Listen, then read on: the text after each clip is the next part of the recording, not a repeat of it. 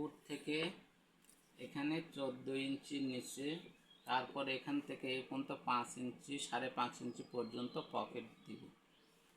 এই সেলাই, এটা কিন্তু সেলাইয়ের দাগ। এই সেলাইয়ের দাগের উপরে পকেট লাগাবো সোজা দিকে এবং ডান দিকে। এইভাবে একটা কাপড় নিয়ে এইভাবে সোজা সোজা মিল করে নিলাম। তারপরে এখান থেকে যেভাবে এখানে দাগ দেওয়া আছে সেইভাবে দাগটা দিয়ে নিলাম। এখান থেকে এই পর্যন্ত সেলাই দিব। এখান থেকে এই পর্যন্ত সেলাই দিয়ে নিলাম। সেলাই দেওয়ার পরে কেটে নিলাম, এখানেও কেটে নিলাম। এই যে কাটা হয়ে গেল। এখন এই কাপড় উল্টো দিকে ভাঁজ করে দিব। এভাবে এখান থেকে এ পর্যন্ত কেটে নেওয়ার পরে পকেটের কাপড় এভাবে উল্টো দিকে নিয়ে নিলাম। এই উল্টো দিকে নিয়ে নেওয়ার পরে এখন আমি এখান থেকে এই পর্যন্ত সেলাই দিয়ে নেব।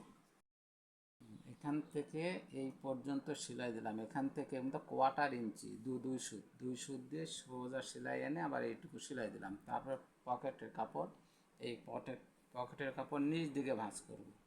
এভাবে নিচ দিকে ভাঁজ করে একটা সেলাই দিয়ে দেব। সেলাই দিয়ে নিলাম। সেলাই দেওয়ার পরে এইভাবে আবার উল্টো দিকে এইভাবে একটা সেলাই দিয়ে চাপ সেলাই দিয়ে সেলাইটা দিয়ে নেওয়ার পরে এইভাবে পকেটের কাপড় এইভাবে রেখে দিলাম। হলো, রেখে দেওয়ার পরে এখন সোজা দিকে নিই। এই সোজা দিকে নিয়ে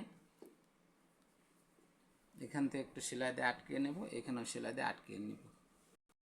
পকেটের এখানে একটা সেলাই দিয়ে নিলাম, এখানে একটা সেলাই দিয়ে নিলাম। নেওয়ার পরে এই পাটের উপর, এটা সামনে পাট, এর উপর পিছন পাট নিয়ে নিলাম। পিছন পাট নেওয়ার পরে যেভাবে সেলাই মার্জিন আছে, এইভাবে যে সেলাই মার্জিন আছে সেলাই মার্জিন দিয়েই সেলাই করে নেব। পকেটটা হয়ে গেল। এই যে পকেটে হাত ঢুকালাম। এখন সাইড কাটা সেলাই করতে হবে। সাইড কাটা সেলাই এখান থেকে যেভাবে সাইড কাটা সেলাই করেছো সেইভাবে পকেট সহ সাইড সেলাই করে চলে যাবে। তাহলে আর কিচ্ছু হবে না। এই তো হয়ে গেল। এখন সুন্দর একটা পকেট হলো। এইভাবে তোমরা বাড়িতে চেষ্টা করবে, তাহলেই হয়ে যাবে।